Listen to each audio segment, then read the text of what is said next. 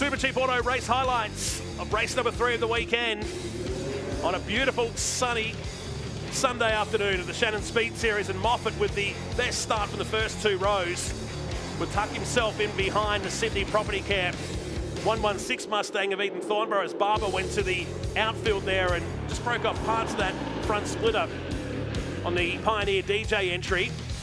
But this was the run down into turn number 3 that the race control have deemed no further investigation. I mean, it seemed to work out okay in the end, didn't it? Because Thornborough went off and ultimately retired, but Moffat dropped to the tail and charged his way back up for a top 5 result. This was Scatella skating his way across turn 2 and a fair bit of damage to the front of his Dream Racing 777 as he went back into the pits. This was Elliot Cleary, do a bit of bush bashing on the way out of turn 5 and down to 6, and then the big run from Grice would come to an end after coming from the back of the field. He made up 14 positions, but issues and a drive line, we believe, with the 0-3 put him out the race, and a tough weekend. Well, it's a forgettable weekend now, isn't it, for Grice? Got worse, and off the track went Josh Thomas in his first run. Lucky to get out of here down at turn 6 in the TFH high, number 69. His first run in the Trans Ams. Thornborough off the track down here and a long way off into the gravel trap.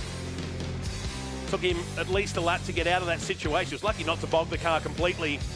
And by the time he returned, there was damage. You can see the front left of the car there. It torn the splitter off, and ultimately it had radiator damage there, losing the coolant. That brought the Hyundai safety car out for the second time, and the race finishing behind that, with Tom Heyman collecting his second victory of the season.